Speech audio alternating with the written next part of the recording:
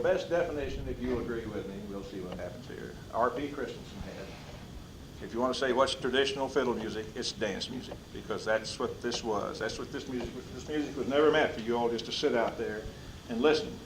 It's to dance to. Now, a lot of the dances, a lot of the types of tunes he plays, people don't dance them anymore, but it's remained as a part of the repertoire. Like you don't see 6/8 time jigs in the Ozarks, but he can play. In fact, most fiddlers in their repertoire will have Irish Washerwoman or something like that. It's a 6/8 time tune. And the schottisch, you don't see the schottisch in the Ozarks, but most fiddlers in the Ozarks will play a schottisch.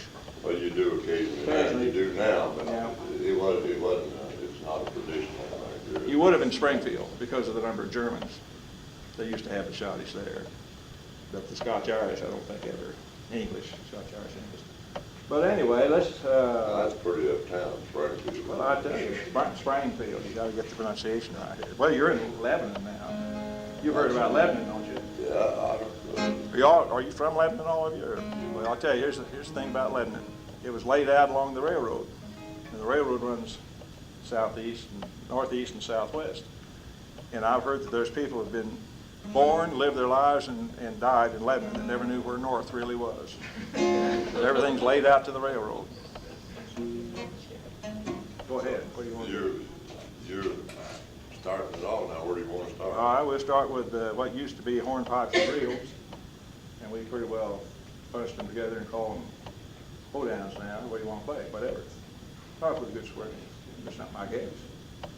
Let's play one 6/8 time. It would be it's the same as an Irish jig, but it was used in quadrilles, which was the earlier forerunner of the square dance. Quadrille meaning four couples or four couple dance, Which one? corner dance or whatever. First of all, I'll tell you, we haven't played for how long? 2 months together or something like that? We'll make it a long time. Yeah, a long time, yeah. We know that.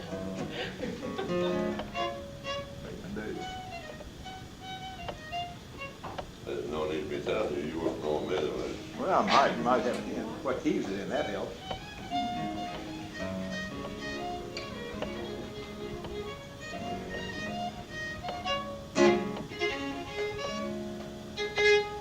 This is a quadrille, and I really don't even have a name for it. There's a lot of these fiddle tunes that passed down without names there. And a lot of them has got names somebody just tacked on that wasn't the original name. So it's kind of like a rose. What's in a name anyway? It's just.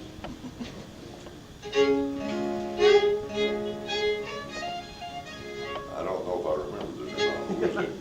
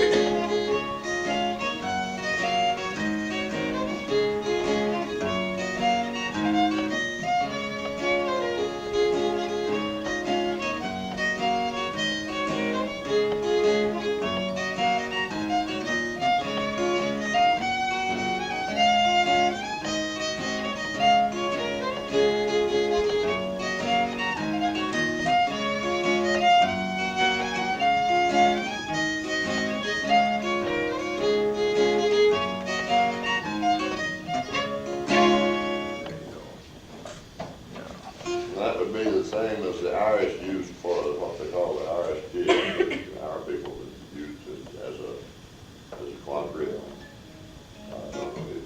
I've actually never seen real people dance a quadrille. I've seen there's quite a few of them in the older fiddlers' tune books. They must have been around Civil War time. There must have been a lot of quadrilles. It was popular then. Now, all these names, no names, and all this, you got to remember that very few, our generation and before, were readers that read music, and you read some from school, don't you? But a lot of them I know don't read any music at all. And also, they didn't have any recording apparatuses, so they'd either go someplace and hear 5 or 6 tunes, or down in their part of the country, somebody would come through and play some tunes. Well, they couldn't remember exactly what they were, so they'd mix one with another. Next thing you know, you have a new tune with no name unless they give it a name, or if he plays it and somebody else likes it, they'll say, that's Joe so-and-so's tune, and all that, and that's the name it keeps. So you've got thousands and thousands of tunes. Just, I don't have any idea how many there would be all total. But then, of course, when the Victrola came along and the 78 records, that started changing things. They could listen to a tune over and over. Of course, then came radio, then came tape recorders. But your dad, the forerunner of the tape recorder was Whistler. Your dad used to whistle things. Then Rickman's wife. I learned good tunes from him whistling. He couldn't play anything, but he was a wonderful whistler. And he loved music and went to every dance he could get to. And went to around where all the music was at, the fiddlers especially, and he had a good ear and had memorized those tunes, and he whistled them for me, and I learned from him on fiddle. And I'd hear it. So this, you see, my dad was born in 1882, and the fiddlers that he danced to and associated with in his younger days was that played Civil War tunes, and really old. They was old stuff. And by the time I come along, we had radio fiddlers, and I'd hear Lonnie Robinson or some of the current popular radio fiddlers play a tune, one of these old tunes, and they play it different. And he'd catch me playing a little bit different like they did. So where'd you get that? I'd tell him. Well, now, he said, what makes their version any better than mine? He said, mine's a lot older. I knew it a long time before they did. And that meant more really than I thought about at the time. And I'm kind of glad that he'd do that. It kind of helped me. It got me to stay a little closer to the old music instead of progressing so much with the progressive modern contemporary music, because music has progressed very much. Some of them so much that you can't even tell what the tunes are anymore. Well, so of course, back across the pond, as I heard a couple of old fiddlers call it, they had a hornpipe, which was one dance, and they had a reel, which a hornpipe is usually close to a jig, I guess, from what I've read about them, and then a reel was a different tempo. But when we got them into this country, of course, contra dance came from France. That's what we turned into square dancing, and it changed. Everything changes. Nothing we do is exactly like they did 150 years ago. But we changed it into a faster tempo and a square dance. And of course, they took those tunes they'd been dancing, these contra dances that they evolved into square dances, and they used them, but they changed the speed of them to match this dancing. So now, hoedown is it's kind of a common name for them. But a lot of these tunes originally were played differently than we play them now. Play them just like leather bridges is good. You don't play leather bridges very much, or you want to play some whatever you want to play. Well, you got to humor these guys. You have to really humor them now. You want to play a hornpipe? Did you know there's a contra dance group in Springfield now? Because I contra dance. They've tried to get them started at Reed Springs and at Branson. They've got a little group in Springfield. They have a small group here. Now, where they really has taken on is along the Missouri River, up around Columbia, up in there. Now, those. We usually have 50, 60 people. Mm-hmm. But I don't know why it doesn't, because square dancing is hanging on more or less, really. I hope it keeps increasing, but there's so much competition for the young people, especially from all the other things, it's hard to focus them on any particular thing, really. But no, contra dancing, I haven't heard any more about it for a while. There's a real hotbed up in St. Louis. Yeah, St. Louis has a big bunch. It's from France, and it was the predecessor to square dancing. And the dances are once a month at the Bailey Alternative School. That's kind of behind. But a bigger variety too. They have line dances and stuff. Oh, it is fun. It is lots of fun. Well, they do some of the same, Yeah. the Virginia Rio and some of the same things. I'll play whatever. What do you want to play? If you want to play B flat, we play hornpipe. I mean, since you don't like me to be a purist, where did I put it for B flat? Wait, do you know anything about that? I'm gonna use this thing. I can just play B flat. Which one are you talking about?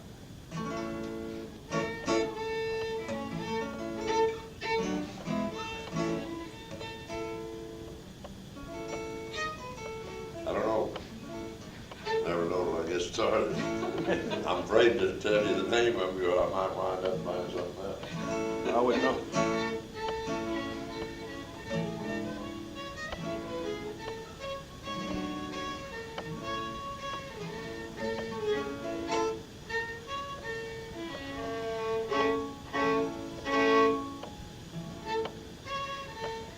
Thunderbolt or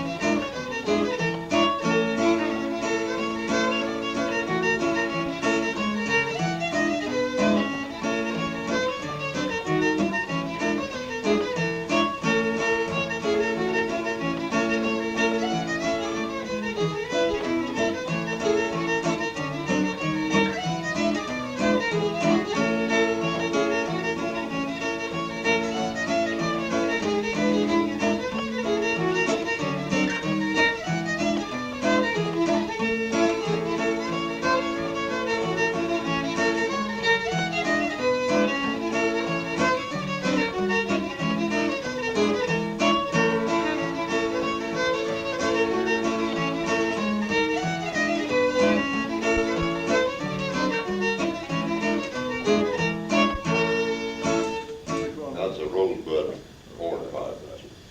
It's really, it's a lot harder than it looks. There's a lot of, if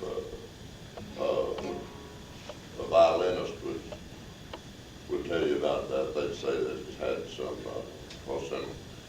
things in there, that Italian word, arpeggio. I didn't know that. That's some bad stuff. It's some, but that's a, that played at pretty much the old original speed. That's not good.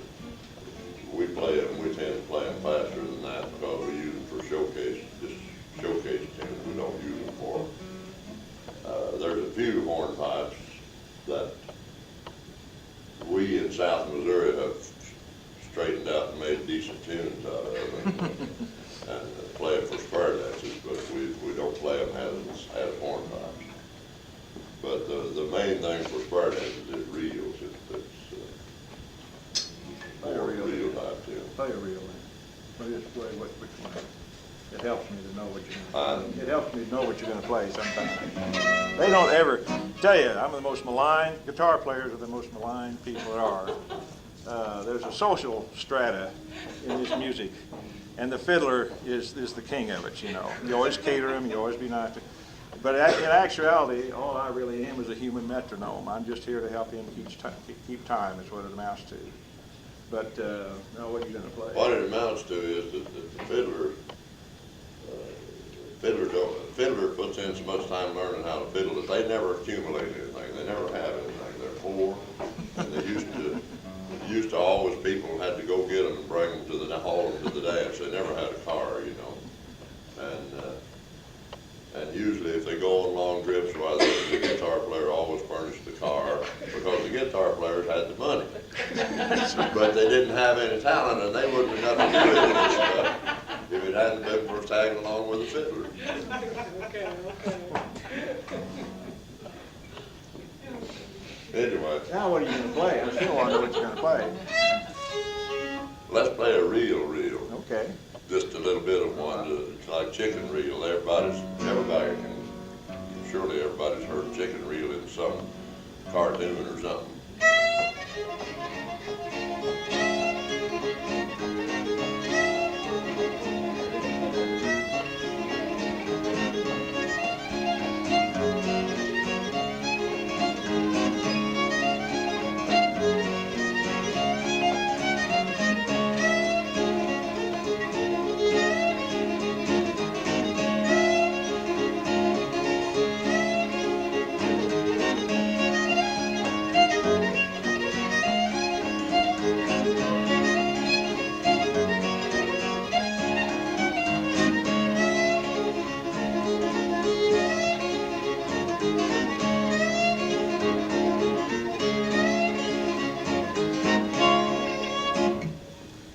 Okay.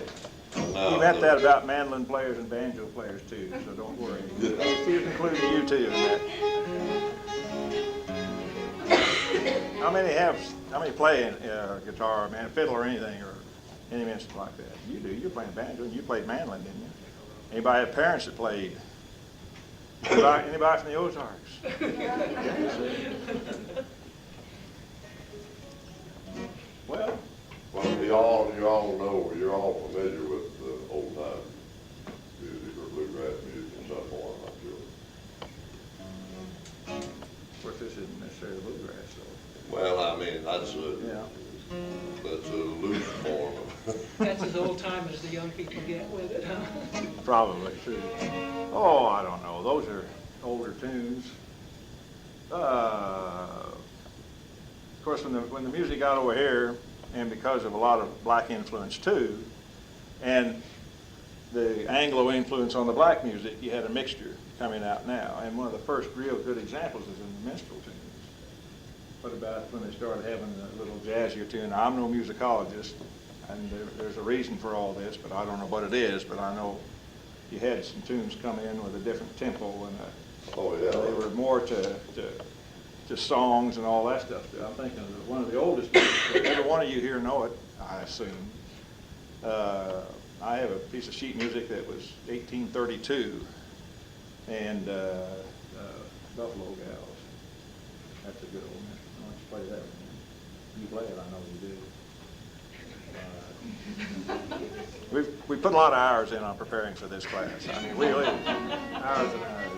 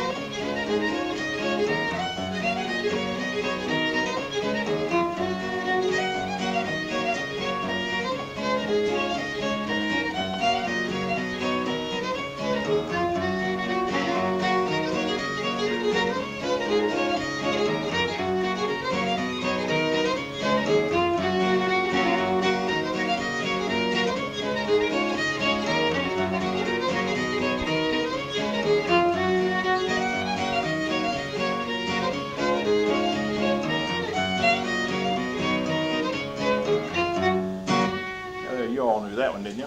It's been around 160 years now, and it's still the same. They call it Alabama Gals in the South, but it's the same tune exactly. Buffalo Gals referred to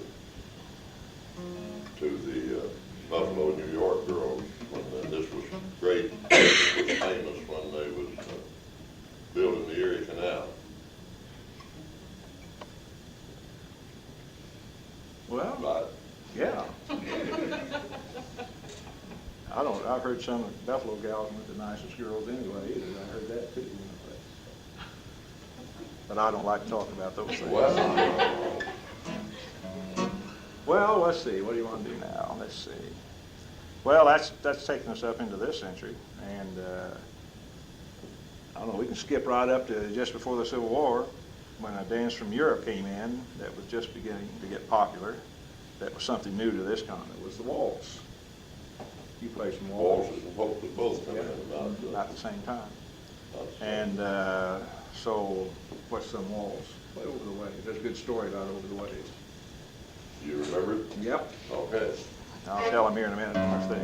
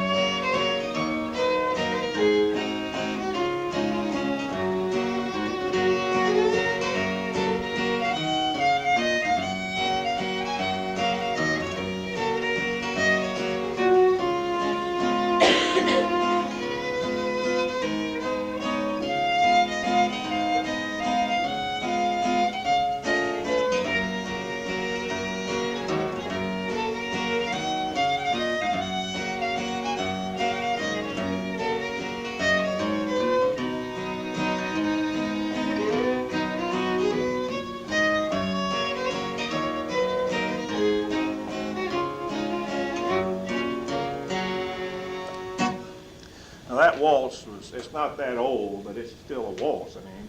But that was written by a Mexican school teacher in about 1893, I think it was. And he came with a band from Monterrey, Mexico, up to the Louisiana expedition in New Orleans. And they were so popular, they kept them over. After the expedition was over, they kept them over for about another 6 weeks.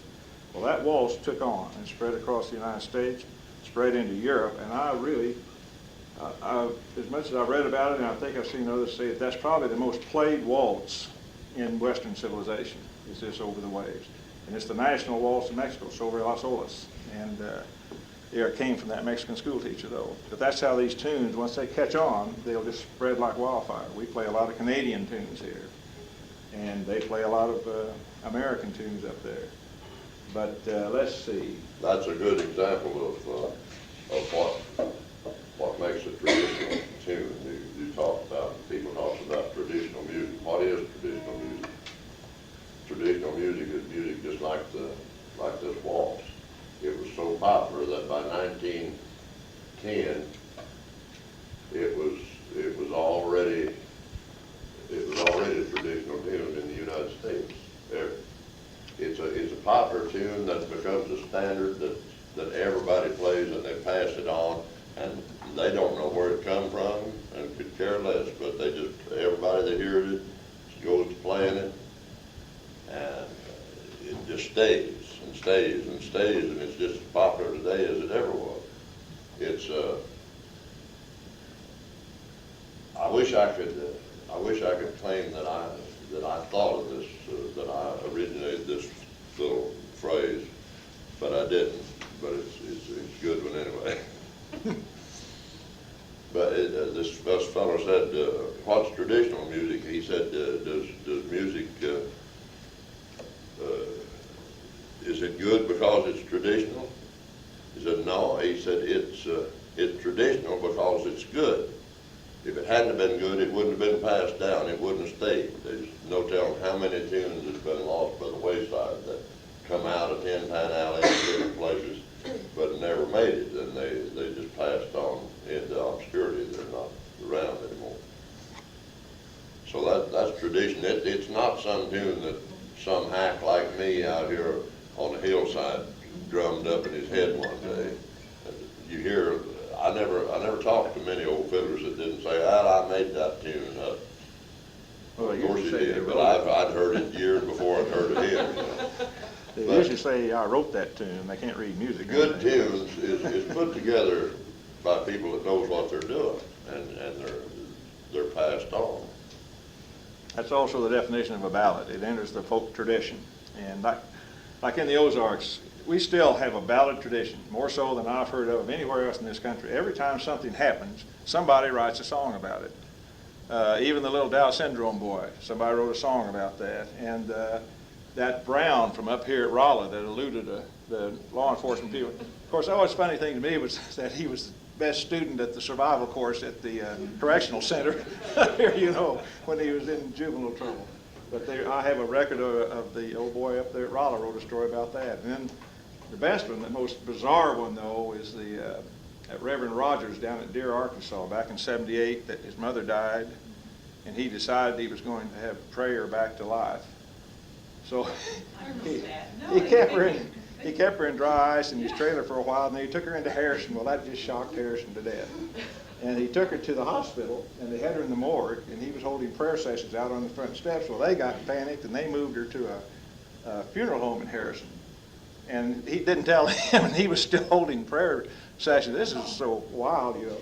Well, then the funeral director was having a fit, because then they started holding prayer meetings on his front steps, and the city officials were going wild because KY3 went roaring down there in a second, you know. And it was all over our news, and then the network news got it and got down there, and it was all over the national news. In fact, they took that guy up, who was Tom Snyder had a program then that was very popular, had him as a guest on that time. Well, of course, Missouri was up here laughing their heads off about it, and then he got tired, the Reverend Rogers got tired of all the trouble, so he bought a deep freeze. And he put her in the deep freeze and brought her up to Reed Springs. And of course, then Missouri was having a fit. And they were trying to figure out what to do, and about that time he decided she was better off with the Lord and went ahead. But two guys in Reed Springs, and one of them still plays down there. I can't think of his name. You might know his name. But they wrote a song about it because they thought it was all kind of historical. And they called it Resurrection Sunday. And let's see, one of the chorus is something, there she was, laying in that deep freeze, just waiting for the Lord to raise the lid. I thought that's about as unique as anything. I wouldn't tell that to people that weren't in Missouri because they'd think we were crazy, you know. So you see, people, but we still, people always write songs about things here. And make, I don't know if they're still making it or not, but probably. What's another one here? Let's see. We're up around the Civil War. What's some good ones around in there? Well, we could play a polka. Yeah, polka or All right. schottish. Yeah. Or, well, we can get a schottish here in a minute. Whichever you want to do first. Oh, I don't care. You're the lead instrument. Don't look at me. We've got a lady in the house that can do a schottish too. I think I've heard of it. We'll just put her on the line right I don't know if she now. wants to or not, but. Well, we've got to sit up Certainly here. can if We she got to wants sit up to. here and make fools of ourselves, so I don't see why. Let me tell you about the schottish anyway. It was a dance. Schottish is German for Scotland, Scottish. So it was a dance that developed in Scotland, well, and the British Isles. And about the time it was had about run its course there, the Germans picked it up, the Europeans picked it up, and the Germans just loved it, and so they called it a schottish. Then it stayed over there a while, and then it came back to the British Isles, and for some reason they kept the word Scottish instead of whatever it had been called before, and then it came over to this country as a schottish, you know. But it's somebody can show us what type of dance it is here in a minute, which one you want to play. There's 10,000 of these, too.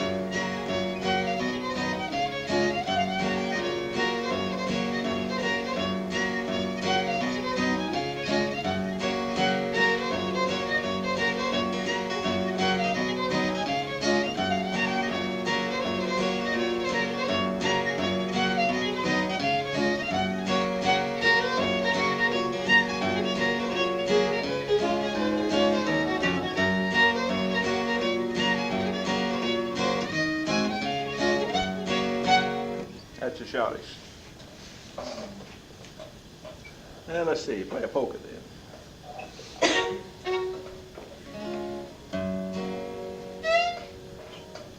Red Hills. Okay, let's see. Or an older one, even an older one, Jenny Lynn. One.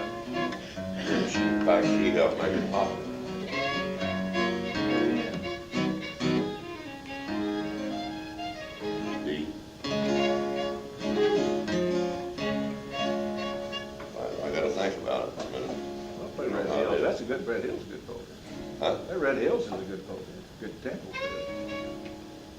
Or genuinely. Okay.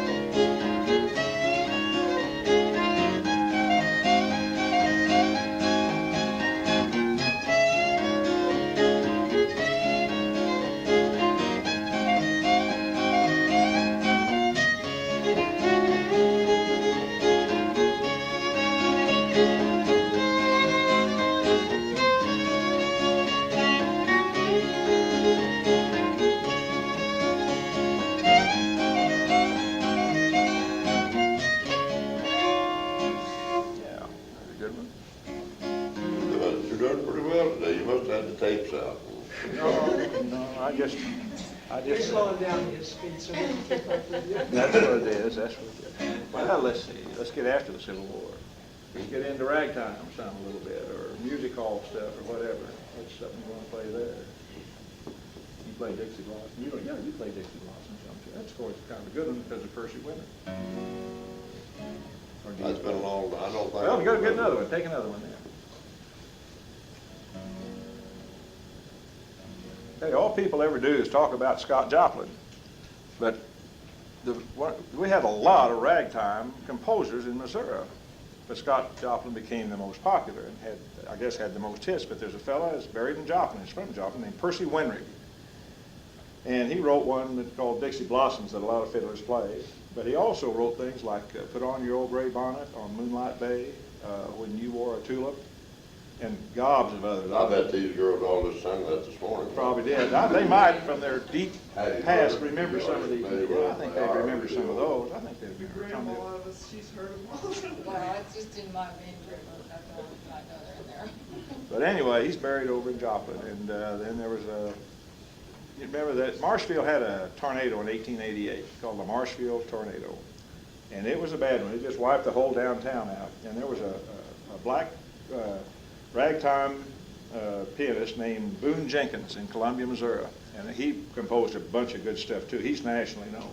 Well, he did one called the Marshfield Cyclone. And he came down to Marshfield to one of the churches and performed it there.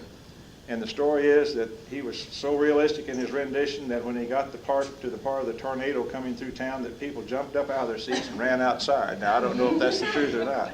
But we had a lot of good ragtime composers in this state. You just never hear of them.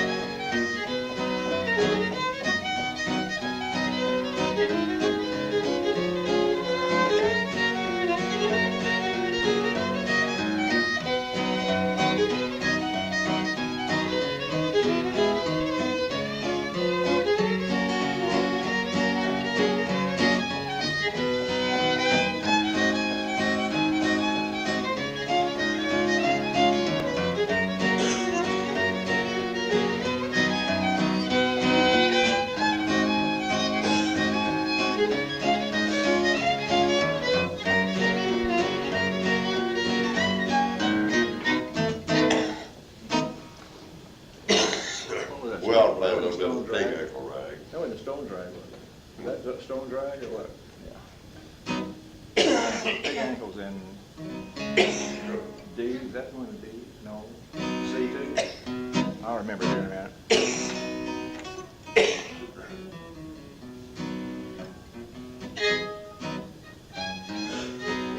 Start right off there.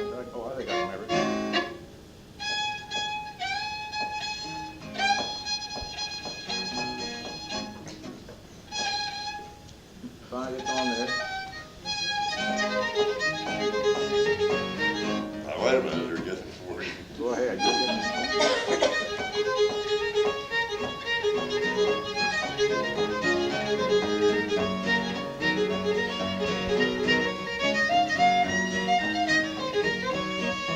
Where you in? D.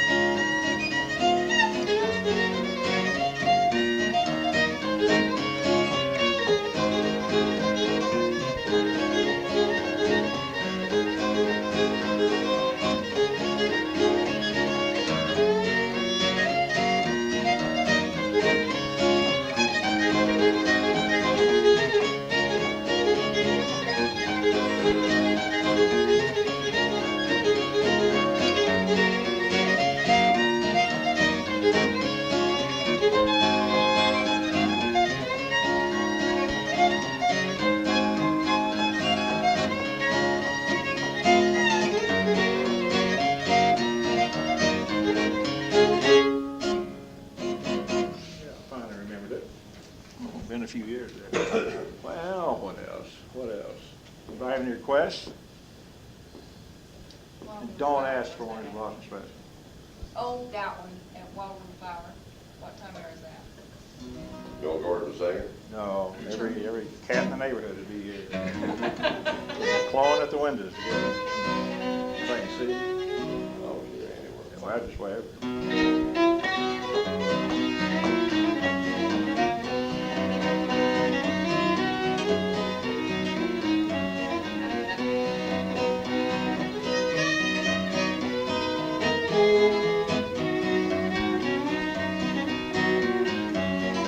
I'll pick it.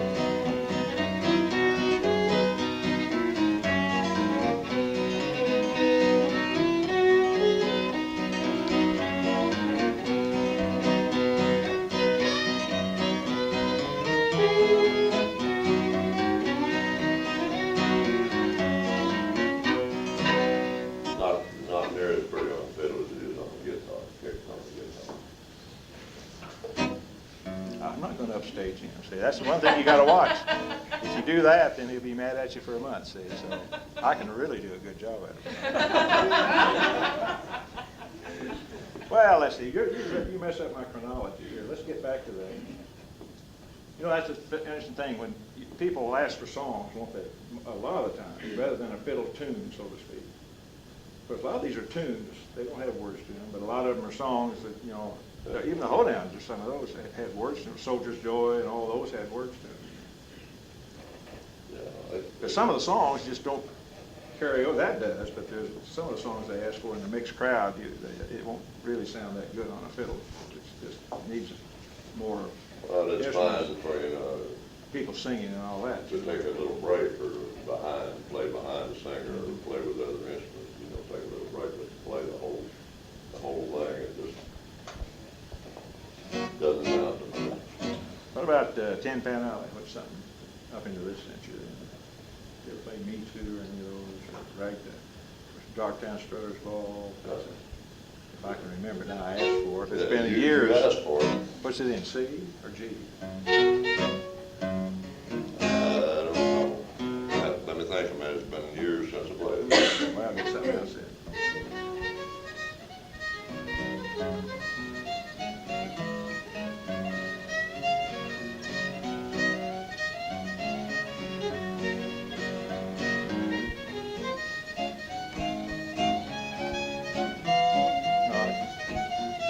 I'll play it C. I don't know we'll go around it G. I'd have to work it out. Play it I'd in have C to work then.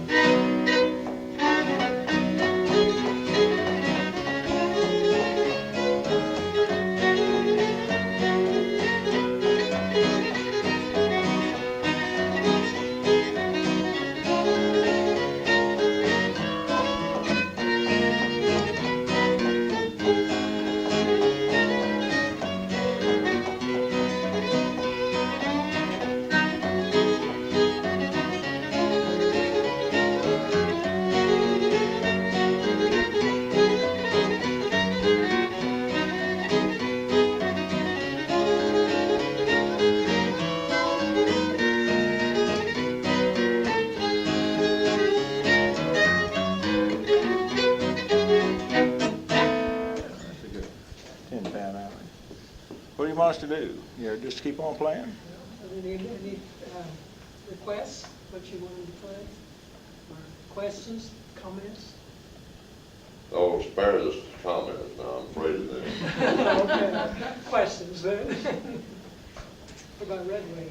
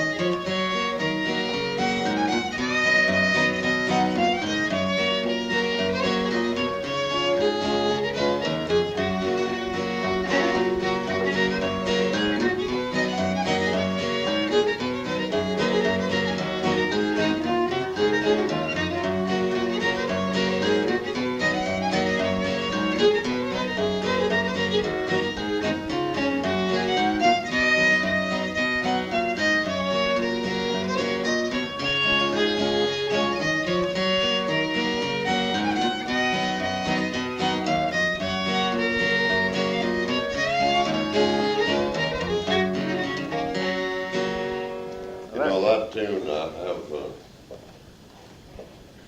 probably over the years had more requests for that tune than any other single tune. I had a lady from Kellogg, Idaho, call me. I had somebody, for some reason anyway,